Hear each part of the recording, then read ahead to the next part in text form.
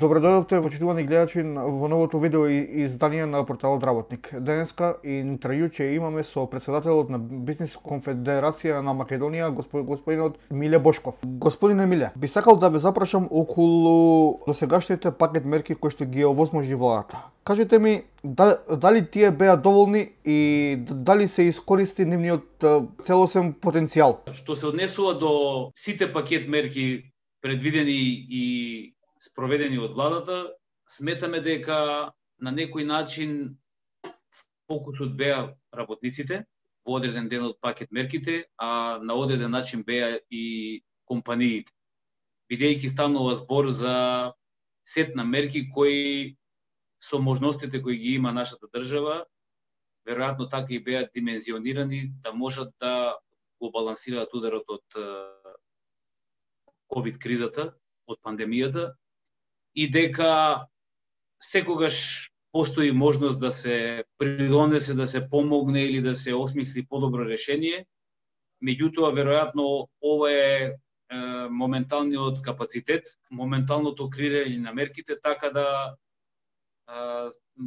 нашиот заклучок е дека голем број на работни места се одржаа, можеби да се каже дека се спасија, меѓутоа станува збор и за задоволство или незадоволство на работниците и компаниите, дали тоа можело да биде подобро или дали можело да биде и посилно, повпечатливо. Во врска со делот од прашањето, дали мислите дека се искористи ова целосниот потенцијал на 4 пакет мерки кои што беа планирани од страна на владата? Па сите оние компании кои има можност да аплицираат. Потенцијалот како потенцијал секогаш може да биде искористен, добро искористен, може да биде и поголем. И затоа велам, во рамките на можностите на компаниите и потенцијалот за искористливост на помошта, од таму зависи и потенцијалот на самите мерки. Што се однесува до мерките и до моќта на одржливост кои ги понудија мерките, тоа е дискутабилно, затоа што има компании кои поради мерките останаа одржливо и го да задржаа бизнисот, меѓутоа има компании и менеджери кои не успеа да се најдат и покрај мерките и покрај можноста од тие мерки. Според вас, која од мерките на владата бија издвоиле како најуспешна? Па пред се, мерката за поддршка на платите за вработените сметаме дека е убедливо најуспешната и дека тука и компаниите и вработените беа сигурни во примањата за лична екзистенција. Морам да кажам дека потрошувачките навики и стандардот на животот кај луѓето се различни, па имаше одреден број на корисници на оваа мерка кои беа задоволни и кои сватија дека тоа е во моменталниот обем и моменталната можност, меѓутоа имаше и незадоволни. Но генерално кажано, влијаеше на зачувување на работните места и на стабилност која, без оглед на тоа како беше оценета, постоеше. Во однос кога сме кај мерките, владата, тоест премиерот Зоран Заев најави дека ќе има и нов 5-ти сет на мерки. Според вас, што треба да биде вклучено како мерки кои што би помогнале нели на стопанството и дали Бизнис конфедерацијата на Македонија ќе даде своји предлози?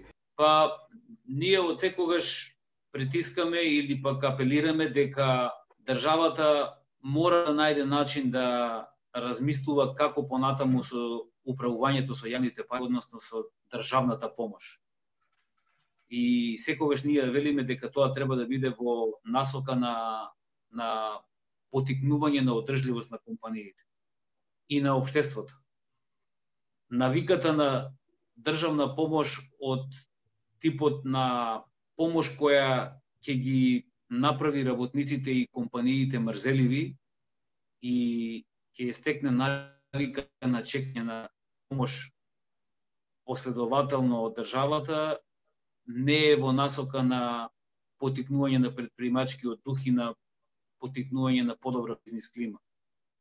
Што значи дека мерки кои ги може да ги користат сите се најважните кои придонесат за излез од кризата, меѓутоа и за подобрување на економската состојба и на стандардот на работниците и на граѓаните. И би можел да кажам дека нашите предлози ќе бидат во насока на отварање на економијата за сите подеднакво, намалување на или искоренување на парафискалните давачки. Тоа не би сакал да звучи како клише, меѓутоа навистина има потешкоти кои обременуваат водење на бизнис. Даночни олеснувања, секако дека тие треба да бидат еднакви, ние сме за еднакви можности и еднаков капацитет и еднаков начин на спроведување на закони.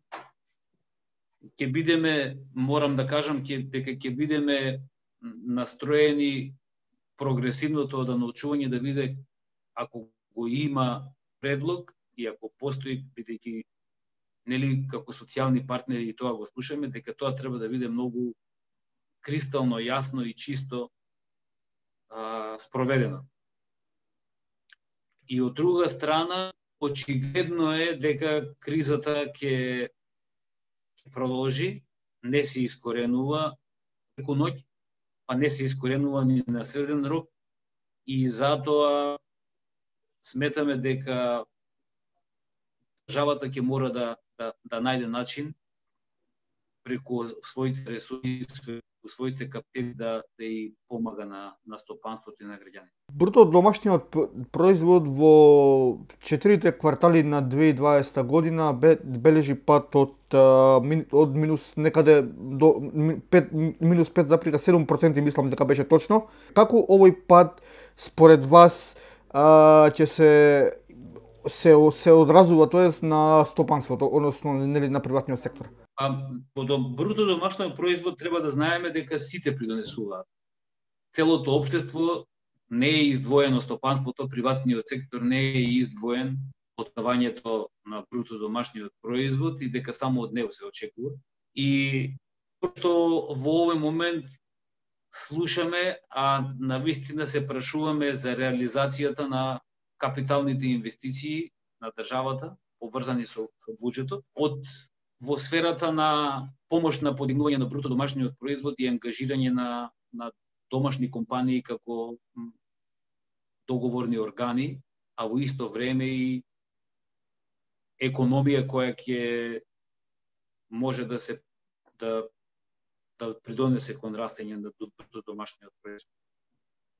Од друга страна, во образованието, во сите нивоа на образованието, во медицината, во локалните услуги, во капиталните инвестиции, во трансферите и социјалните и економските трансфери, го гледаме потенцијалот за раст на домашниот производ, бруто домашниот производ, меѓутоа во инвестициите и во стимулирање на потрошувачката, особено на домашната потрошувачка, базирана врз домашни производи, сметаме дека можеме да одржиме еден баланс на дефицитот на бруто домашниот производ.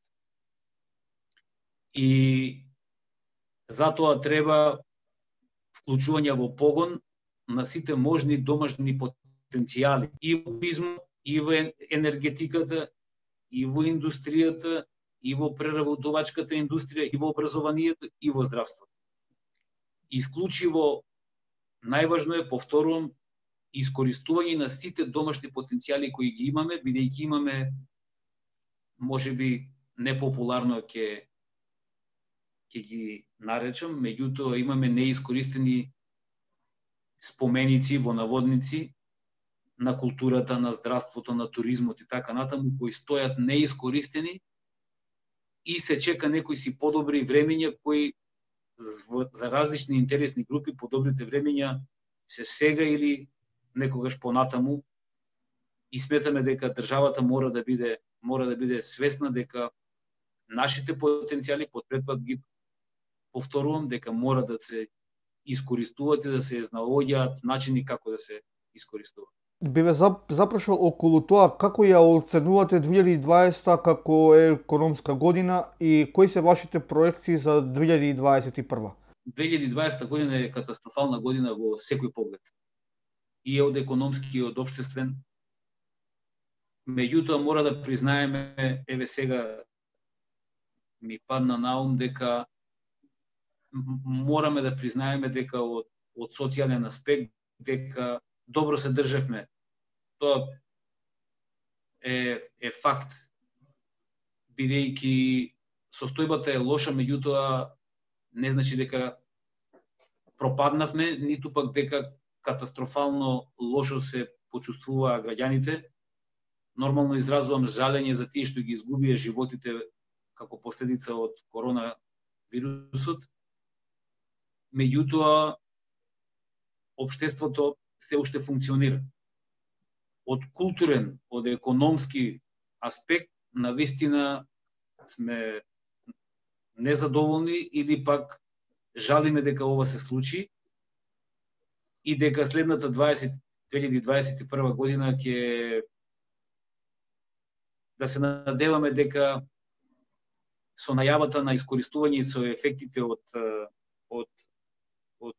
вакцината, дека има можност граѓаните и општеството пред се да стекнат и здравствена, меѓутоа и психолошка сигурност, за да можат да продолжат непречено кон надминување на кризата, надминување на последиците, санација и на економските, и на образовните, и на личните психолошки капацитети, за да може да се продолжи во една подобра и поизвестна и во ред. Ви благодарам што бевте наш гостин и се слушаме во следна прилика. Со добро, фала ви на честа. Поздрав, пријатно. Тоа беше се за овој интервју. Останете во добро здравје, се гледаме во следна прилика.